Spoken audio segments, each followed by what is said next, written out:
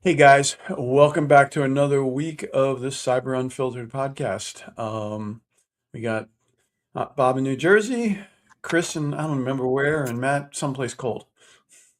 It's I'm, warm I'm today. someplace. It's like I'm someplace cold too. 42 degrees and sunny, which is t-shirt weather here lately. Yeah. Yeah, today was twice as warm as it was yesterday. We hit 20, so Stuff is anyway. melting. And I'm very excited about it. This is the first And day Matt, you're we've been healing? freezing in like for almost a Hmm? month. You're healing? Your shoulder's healing now? You're back to work? I'm healing. I can lift my arm almost into the frame now.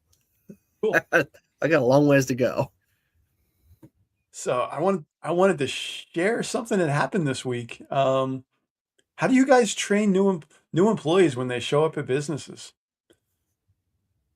We had the one of the new people that started at a law firm this week. She started on Monday, and by 9:30, she had already gotten a phishing email from one of the partners. Somebody set up a Gmail account. It wasn't even a good lookalike. It was just a random Gmail account, and on the subject line, it had the partner's name, and it said, "Welcome aboard. Send me your cell phone number." Oh boy. It got flagged. She ignored it. An hour later, in the second email, replying to the first one, "Hey, did you see this?" So anyway, I'm like, okay, that email account was a new account. It was set up for her. They set it up Friday night, and it hadn't been published anywhere. And I'm like, okay, what happened? How did this email ever how did this email get discovered? Who's being watched? And digging around, the only thing we found was she told the world she was starting at a new company on LinkedIn. Someone fished her. Someone fished her, and and this firm is tiny. It's a 13-person firm. People are like, oh, we're too small. We're too small to care. Well, somebody cared, and all the stuff got stopped. It was a happy ending, so it's okay. So my thing was, well, what is the process people should be going through on these new hires? Because yeah, we put cyber awareness training out there for people that that's part of their onboarding. They'll get it over the first week or so. But I'm kind of thinking now there's a 5-minute cyber talk that needs to happen day one. Before they He can have access. he gives the roadblocks that should come up. If no one at the business is going to be asking you to go get money or run errands the first week. Wait, I'm going to ask you to send me money the second week. I only asked Matt to send me money when he's on drugs for Okay. pain. Okay. That would have been a good thing to do. That's abuse. I think we would have been successful. Yeah, I think the problem that we have, and I don't know if you guys have this problem, but I think it's a big problem in the industry in general, is it's really hard to get embedded in the onboarding process of a customer, especially if they don't have an onboarding process, Mm-hmm. which, Hey, we hired somebody new and they're getting fish. It's like, wait, what? Huh? I particularly like the ones we hired somebody new and they start this morning. They started 2 hours ago. Oh, we should probably order them some equipment then. It'll be here next week. Yeah. So certain industries are worse than others as far as like letting you know. We try to establish a cadence, but I think that's a big struggle just getting in the onboarding process in general. So yeah, you got a cyber problem there, but like, also you kind of look at the fact that certain groups go after certain types of companies. So clearly lawyers are getting looked at. Mm-hmm.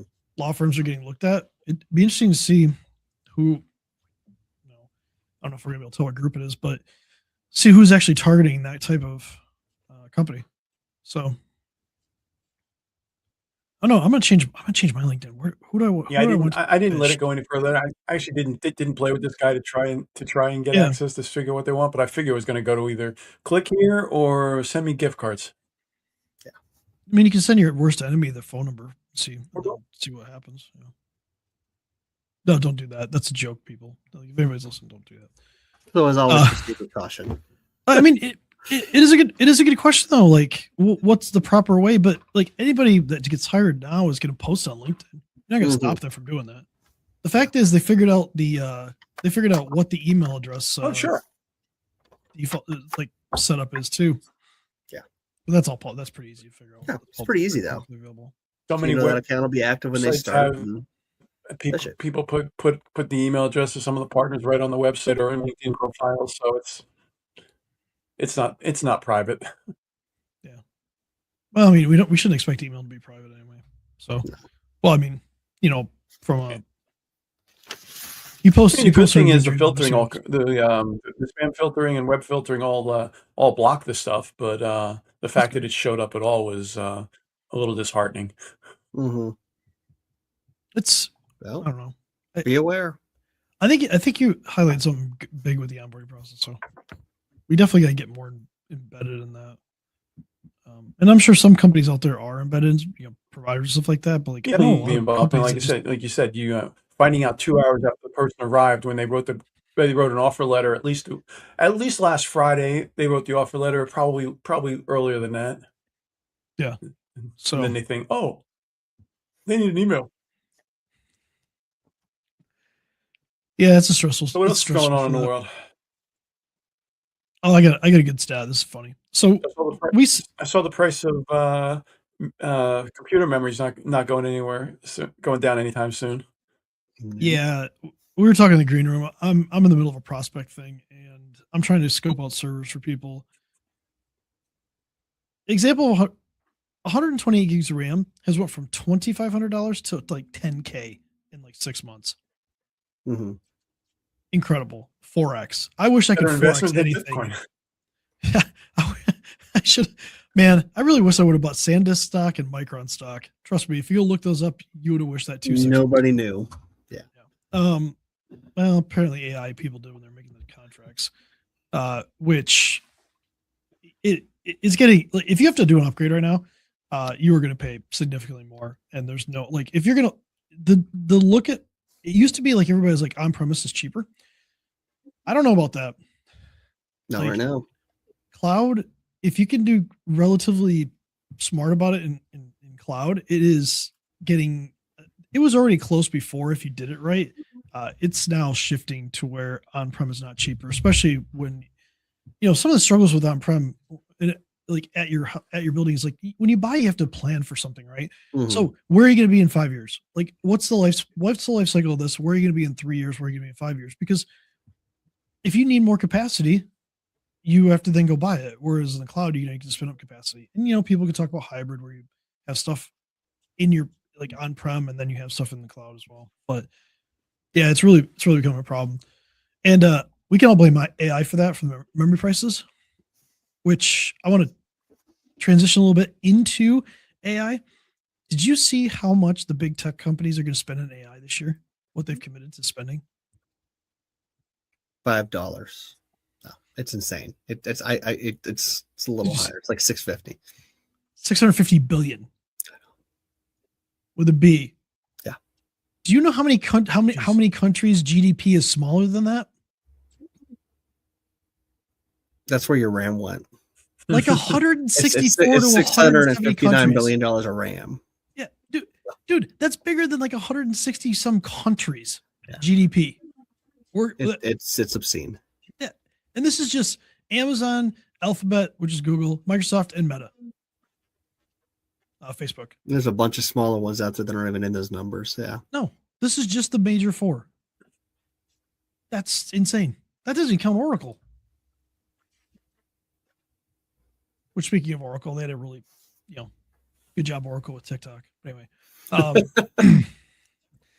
anyway, yeah. Google is saying that their cloud backlog has already doubled over year to $240 billion. That's the numbers are just staggering.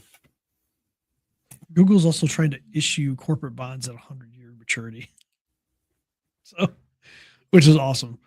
So we're going to go on investment podcast too. Hey man, do it. Two things rule your life: finances, politics, and well, we'll just leave the politics part alone. But finance is a big thing, but it's affecting, like we talked about, it's affecting the memory prices. It's affecting your ability to upgrade if you're a company. it's going to affect cloud prices at some point, because if the more memory they're putting towards AI, the more they're going to pull away from like being able to provide services to people. So it's a big problem. And from what I've seen, Well, that's what I was just thinking, is like, when are we going to see an across the board cloud hosting increase, because now memory's expensive and they can charge for it even though it's old memory that they're using. Well, I know market pricing. that soon enough. Unfortunately, they're also extending how long servers are staying in the data center because they don't want to pay for the upgrades. So I mean, some of these third parties that do like that store parts and stuff like that, might be a deal. Good time to pay for some advanced reservations. Yeah, longer you commit, the cheaper it gets, and lock into that price, because one of the things too is to actually, like, if you're going to do like get what you need spun up, because if you have it spun up, for the most part, if it's running, you're obviously not getting shut down. So yeah, it's a big problem. Cut this one short. My internet is dying here. Oh, you froze, Bob. You froze. All right, we're losing Bob. But just to summarize this a little bit, AI has caused, as good as AI is, and it's getting better, it's causing us to have significantly higher prices for computing hardware, servers, things that we need to support networks. And it doesn't look like it's slowing down anytime soon. So we'll keep you in the loop, and we'll talk to you guys next week. Can I go on one brief tirade before we go? With tax season coming up, I got an unsolicited piece of paper in my mailbox about doing my taxes with somebody I've never heard of that's local, and I'm going to refrain from their last name or company name. We'll just call them Jim. But one thing I would like to point out is, when you're doing your taxes, that information is very personal information. That is enough information to steal your identity, buy a car as you, do whatever the heck you want. So when you get an unsolicited letter about hey, I'll help you with your taxes, here's my Gmail address, just send that shit in. Don't do that. Okay? Don't fricking do that. If you're going to work with a tax person, they better have a way for you to securely get them your files, or just don't work with them. The end. First of all, love the encore. Second of all, couldn't agree with you more. Third, I can't say what I really want to say, so we'll cut it at that. So I'll email Jim and tell him he's a dumbass politely. There you go. Don't do that. All right. If you guys have any topic you want to talk about, if you have any comments, if you're trying to buy a server or computer right now and you're seeing price shock or sticker shock, let us know. So we'll see you guys next week.